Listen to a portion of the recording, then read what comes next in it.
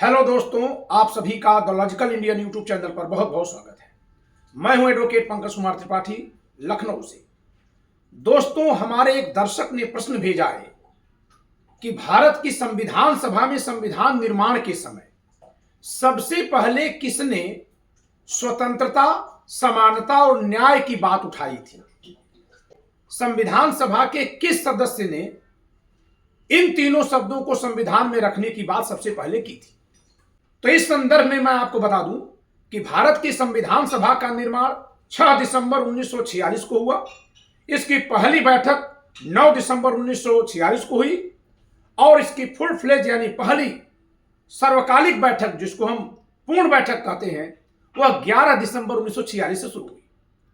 लेकिन दोस्तों, जब तक देश का विभाजन नहीं हो गया था तब तक मुस्लिम लीग संविधान सभा की बैठकों में शामिल नहीं हो रही थी। जब देश का विभाजन हो गया तब क्योंकि बाबा साहब का क्षेत्र जो है बंगाल में चला गया, उस समय की पूर्वी पाकिस्तान में, तो इसलिए इनको फिर से संविधान सभा में लाया गया। कांग्रेस के एक सदस्य ने संविधान सभा में अपनी सदस्यता से इस्तीफा दिया और वहां से बाबा साहब को कांग्रेस के सदस्य के रूप में लाया गया।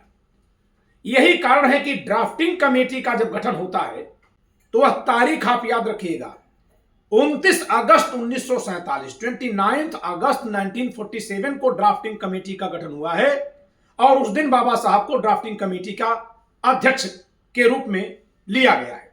उसके पहले बाबा साहब का मीटिंग में बैठते थे, कई एक कमेटियों के मेंबर बनाए गए थे, लेकिन उनकी अभी कोई उस तरह की भूमिका नहीं थी जो संविधान की ड्राफ्टिंग कमेटी का चेयरमैन बनने के बाद उनकी बाद में भूमिका आती है।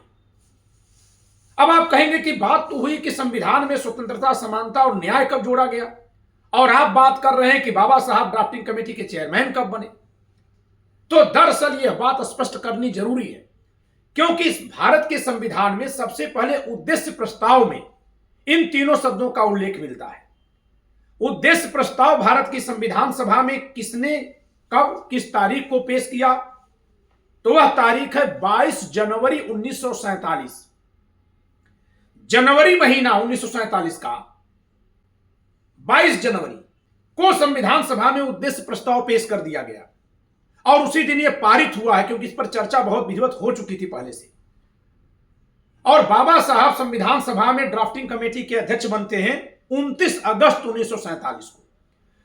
संविधान सभा में जो उद्देश्य प्रस्ताव 22 जनवरी 1947 को पारित किया गया, उसमें इन तीनों शब्दों का उल्लेख है, स्वतंत्रता, समानता और न्याय। और न्याय में भी तीनों प्रकार का न्याय, सामाजिक, आर्थिक, राजनीतिक, तीनों प्रकार के न्याय का भी उल्लेख है। तो संविधान सभा में उद्देश्य प्रस्ताव किसने पेश किया था?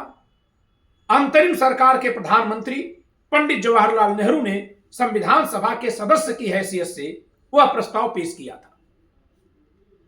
तो अब दो में से एक बात हो सकती है कि या तो यह शब्द पंडित जवाहरलाल नेहरू जी ने लिखा है और या फिर संविधान के मूल मसौदाकार, ओरिजिनल ड्राफ्टमैन जिनको कहा जाता है, एम.एन. राय साहब, इन्होंने इस प्रस्ताव में इन शब्दों को लिखा है।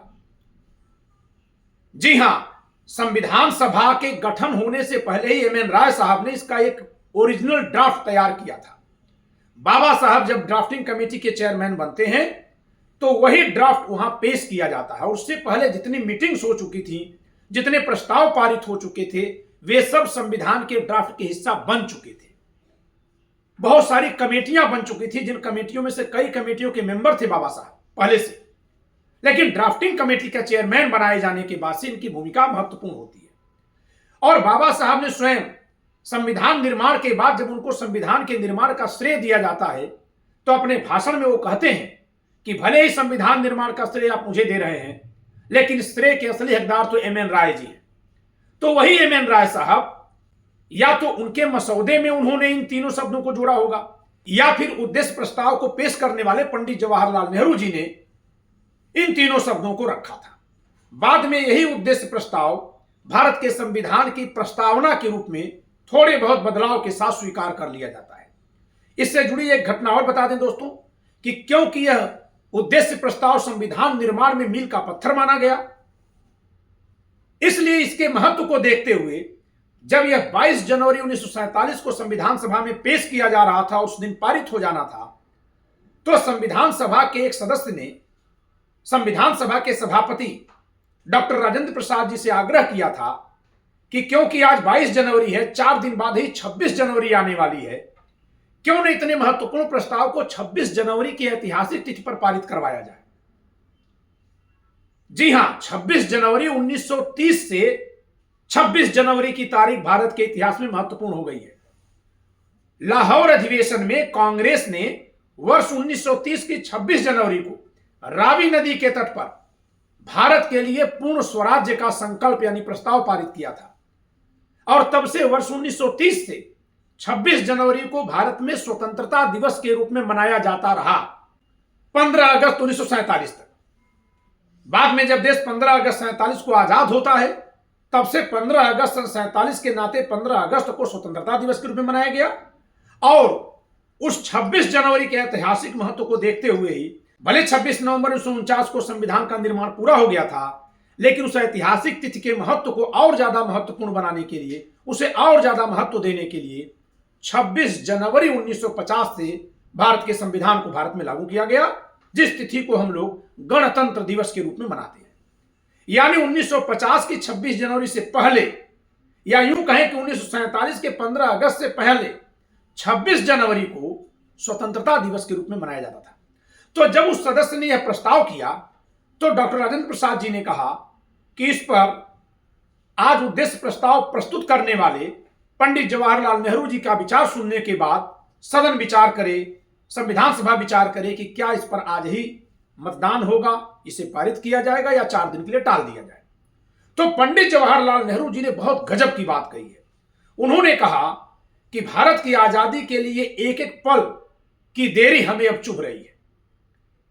यह ठीक है कि 26 जनवरी हमारे लिए ऐतिहासिक रूप से अत्यंत महत्वपूर्ण क्षण है, लेकिन हम किसी ऐतिहासिक महत्वपूर्ण क्षण के महत्व को कायम रखने के लिए, अपने भविष्य के सुनहरे दिन को अच्छा बनाने के लिए रोक नहीं सकते। हम उसमें और देर नहीं कर सकते, बल्कि हम जिस तारीख को जो कुछ भी संविधान सभा में पारित करेंगे, वह तारीख अपने आप में एक ऐतिहासिक महत्व की तारीख बन जाएगी। और तब उन्होंने इस पर अपना बहुत विधिवत भाषण दिया था। संविधान सभा के सभी सदस्यों ने एक मत ध्वनि से कहा कि आज ही की तिथि पर इसको पेश करके पारित किया जाए।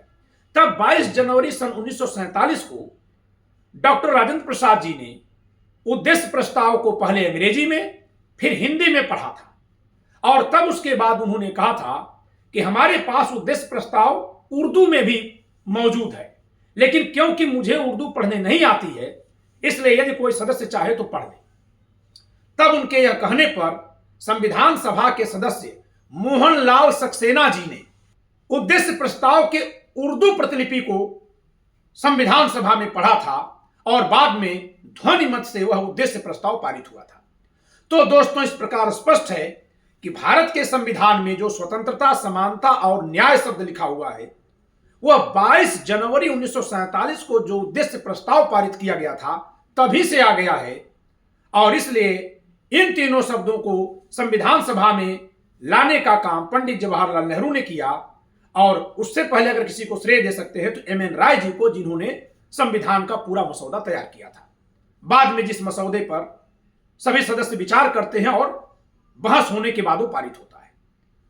तो हम समय समय पर संविधान सभा की घटनाओं के आधार पर आपके सामने रोचक जानकारियां लाते रहेंगे। उम्मीद करता हूं कि आप एक महापुरुष की दूसरे महापुरुष से कमतर या अधिकतर की तुलना नहीं करेंगे। वे सब ऐतिहासिक घटनाएं हैं। आप चाहें तो गूगल करके इंटरनेट पर ऑफिशियल वेबसाइट पर संविधान सभा की पूरी बैठक एक एक घटना देख सकते हैं। हम डिस्क्रिप्शन में वो लिंक डाल देंगे जिससे कि आप चाहें तो ऑफिशियल वेबसाइट से संविधान सभा की बैठकों को हिंदी और अंग्रेजी में पढ़ सकें। तो इस वीडियो में इतना ही। वीडियो को लाइक करिएगा, शेयर करिएगा, चैनल सब्सक्राइब न क्यों सब्सक्राइब करिएगा। जय संविधान।